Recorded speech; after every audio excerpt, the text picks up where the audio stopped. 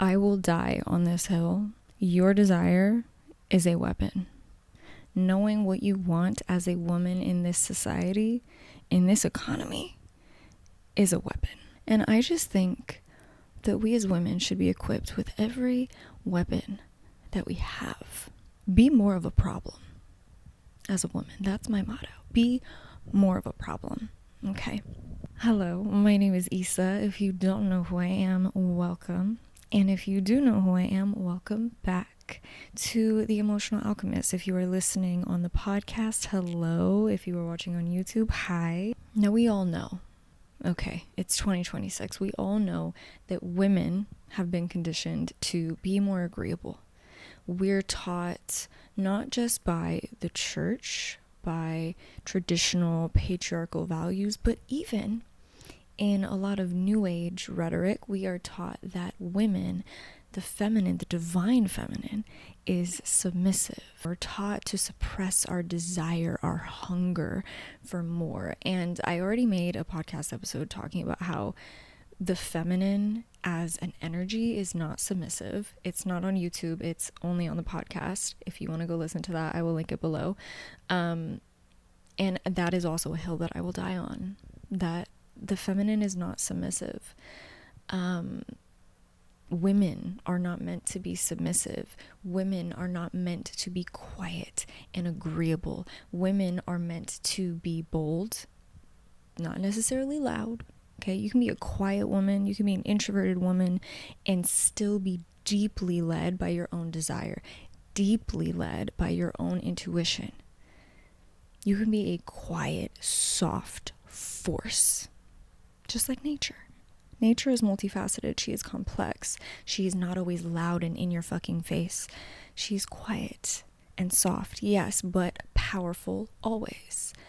Because the same ocean that you sit by and you close your eyes to and you listen to the back and forth of the waves, that same ocean can drown you. The feminine is a force. And to be a force, you have to be innately connected to your inner fire. You have to be innately connected to your desire, to your hunger, to what drives you in this life. Historically, bold women, powerful women who speak up, who go after what they desire, have been considered dangerous.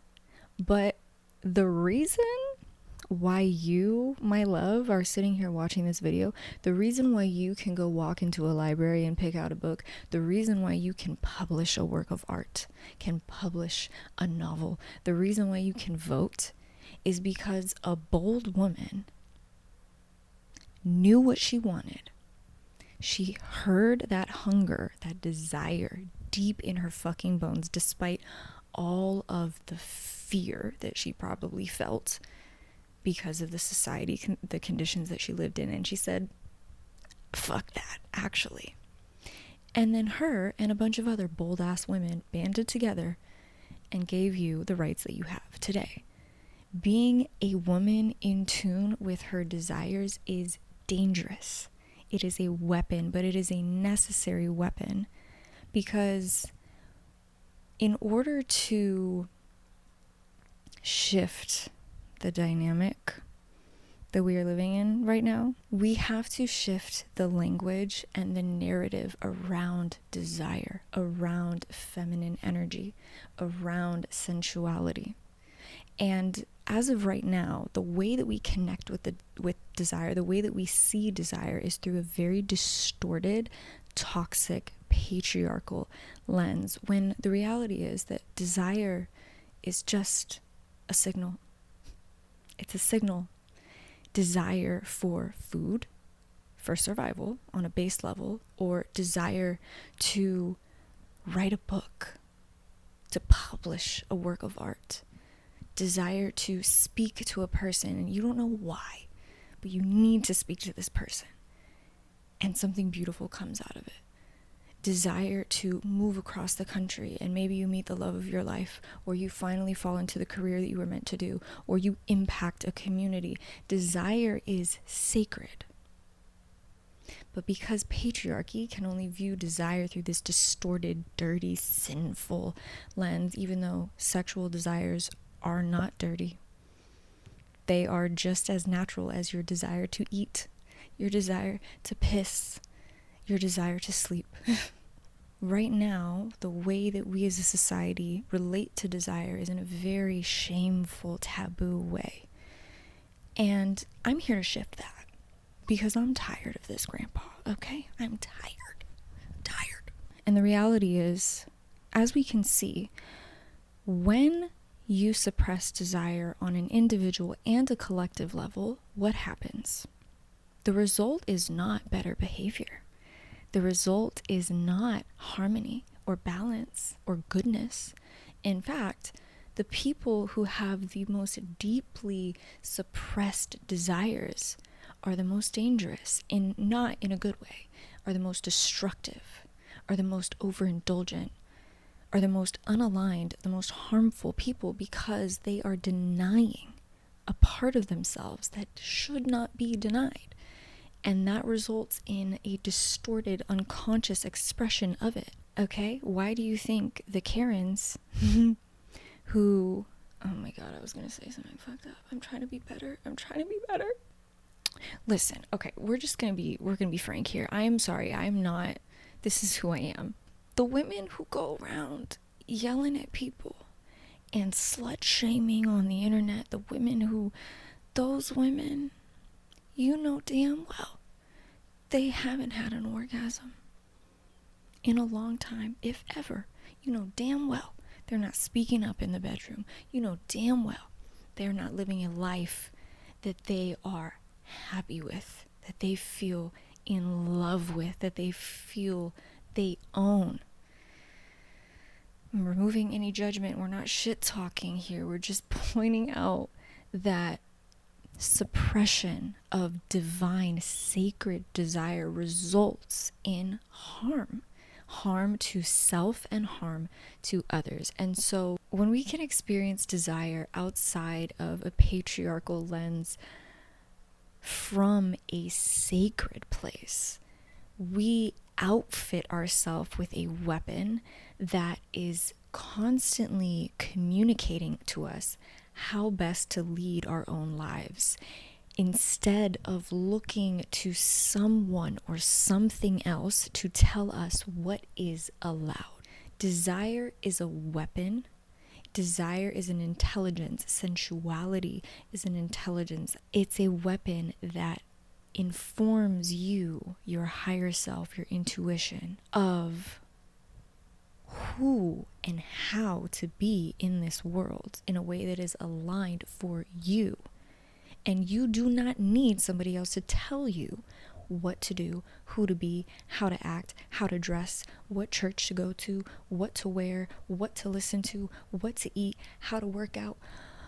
The list goes fucking on. The list goes on. I'm angry. Can you tell that I'm angry? Women are constantly being pulled this way and that way. You should work out like this. No, you should do this. You should wear this. Oh, no, skinny is in. No, thick is in. No. We are constantly being told how to be. And when we are constantly being whipped back and forth, and we are not listening to ourselves and our desire, we are no longer an active participant, an authority in our own life. We are a passive spectator. We are somebody else's puppet. And you, my love, I know damn well if you're watching this, you're not that. You're not no fucking puppet.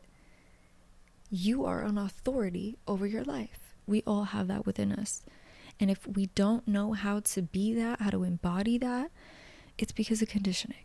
It's because of generations and generations of conditioning.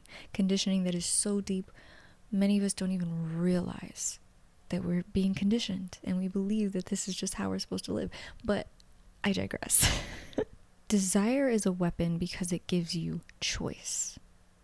When you know what you want, it could be as simple as knowing what you want to eat. The friend who every single time you guys go out, I don't care, it's up to you. I don't care what we do. I don't care. not only is that them being out of their own power, but it's also putting all the responsibility on you all the time to be on authority, not over just yourself, but also over them. And that's exhausting. Don't be that person. Don't be that woman who is constantly outsourcing your choice. You have choice. You are allowed to have choice. You are allowed to have opinions. You are allowed to have desires, whether it's in something as small as deciding what you want to eat for dinner, what you want to do for the day, or where you want to live, what job you actually want to pursue, if you want to have children or not. You are allowed to have choice and desire, connecting with your desire, listening to your desire, honoring your desire gives you choice. When you are not connected with what you want, you cannot choose. You can't choose because you don't know what to choose. You just don't know. You don't know because you're constantly waiting for somebody else to tell you what to want. And as a side note, that is also a trauma response. And if there's any like aggression here, it's because I'm passionate about it and because I hate to see women behave this way, not because I'm judging or shaming. All of it is conditioning.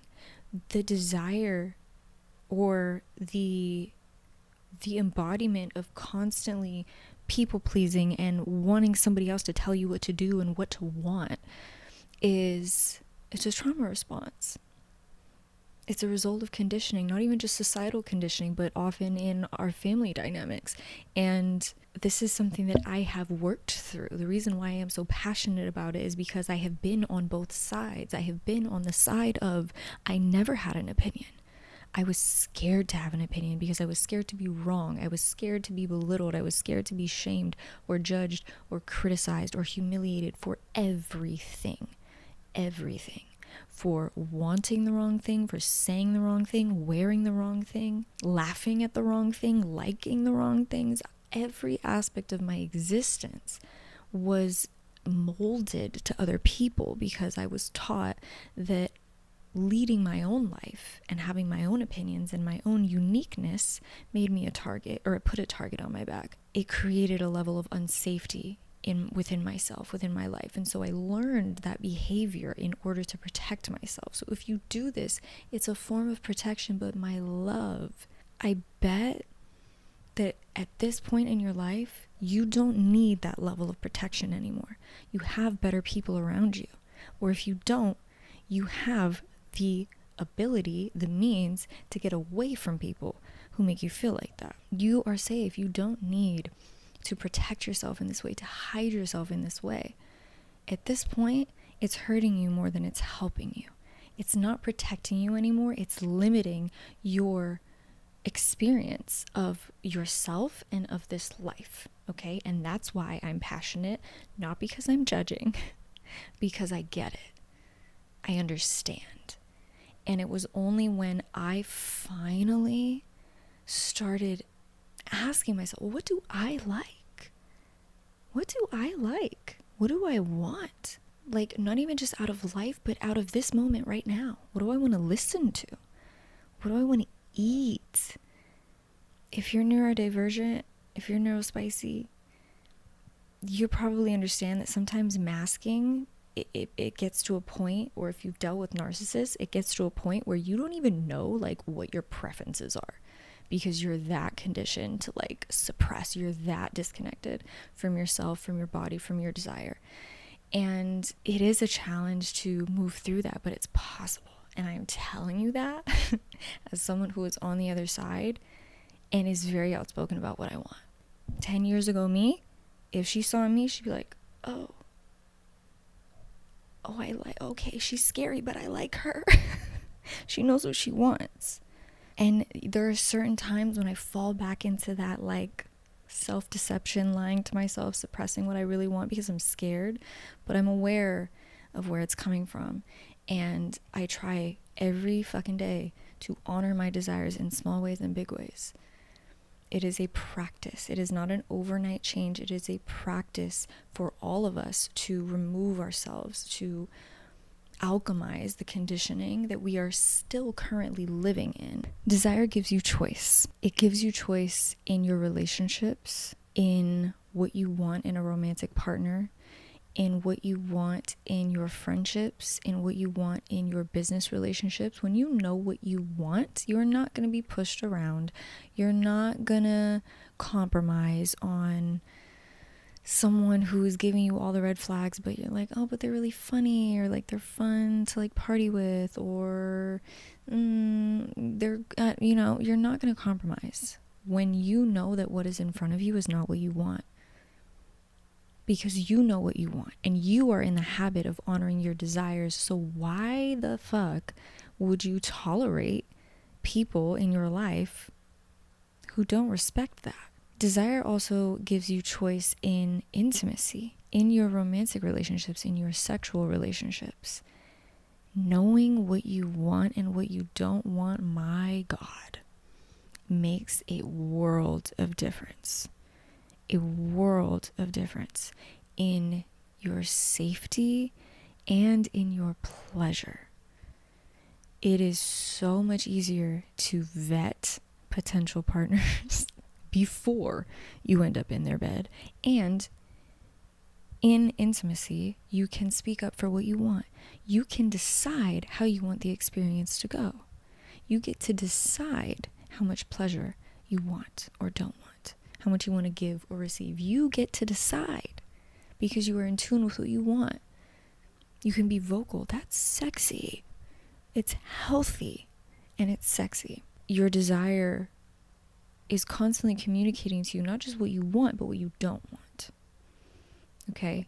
As you honor what you want, you will figure out what you don't want. And the more that you are in the practice of pursuing what you want, when you are faced with something you don't want, something that doesn't feel good, you can feel that difference because you are always honoring what does feel good, what you do want. And so it's easier for you to set boundaries without questioning yourself, without feeling guilty, without feeling shame. Desire also gives you choice in your creative pursuits. If you want something, but you've been taught you're not allowed to want more than this life, than this husband, than this family, than this home, than this town, than this career, you are going to deny when God's spirit, your ancestors, drops a creative idea in your brain, in your psyche. You're going to deny that. Whether it's a calling to start painting, a calling to start sharing your art online, a calling to write a book, write the poem. When you are in tune with your desire, it opens doors to you. Because when that idea gets dropped into your conscience, you can grab onto it and say, I don't know what I'm going to do with this, but I'm not going to deny myself this. I am not going to deny myself whatever this is, because this feels important. This feels necessary. This feels sacred. And I know it feels sacred because I'm in the business of listening to those desires. So it gives you choice in pursuing things that you might otherwise completely missed out on. Why? Because someone told you it was wrong to pursue unconventional things, pursue things that just aren't going to make you money, you don't know what's on the other side of that door, what's on the other side of that creative pursuit. Honoring your desires allows you to say, fuck it, I don't give a fuck. I want this. I am hungry for this. It wasn't until I left my hometown when I was 19 that I started writing my first book. And I had spent years of my life feeling embarrassed of writing, of caring about writing, of caring about poetry, because I was bullied for it as a kid. And it wasn't until I removed myself from that environment that I finally got this fucking brain blast. I was writing every single day for months, and this book just fell out of me because I decided I'm going to pursue what I want. I'm going to leave my city. I'm going to move to LA, and I'm just going to honor my desires, whatever they may be. And that was one of them. And thank God. You never know what is on the other side of your desires until you honor them. A woman that knows what she wants is impossible to control. And in this day and age, when there is so much excessive control, there's such a distortion of power dynamics, you absolutely need to know what you want. You need to know what you want on an individual level. And when one woman knows what she wants and she gives permission to other women to know what they want and to pursue what they want, it creates a ripple effect. And when you have an army of women who know what they want, anything can happen. Okay? Anything. I'm trying to get back to the matriarchy. Can we do that? Can we make that happen? Please. Please. That's all I want. That's really all I want in this life. Is to see things shift. It's the Aquarius in me. I can't help it. Not to be a corn dick, but it's the truth. It's the truth for a reason. Okay. I love you so much. If you made it to the end, thank you. I appreciate you. Thank you for listening to me yap. As always, if you are enjoying the podcast, if that's where you're listening, a 5-star review is very helpful. It allows other people to find the podcast. And if you are watching on YouTube, leave a comment. Let me know your thoughts. I love talking with you guys. Subscribe so that you don't miss an episode. I'm also on Instagram. You can work with me one-on-one through my website. Thank you for being here for the ride. Much, much love. And I will talk to you in the next one.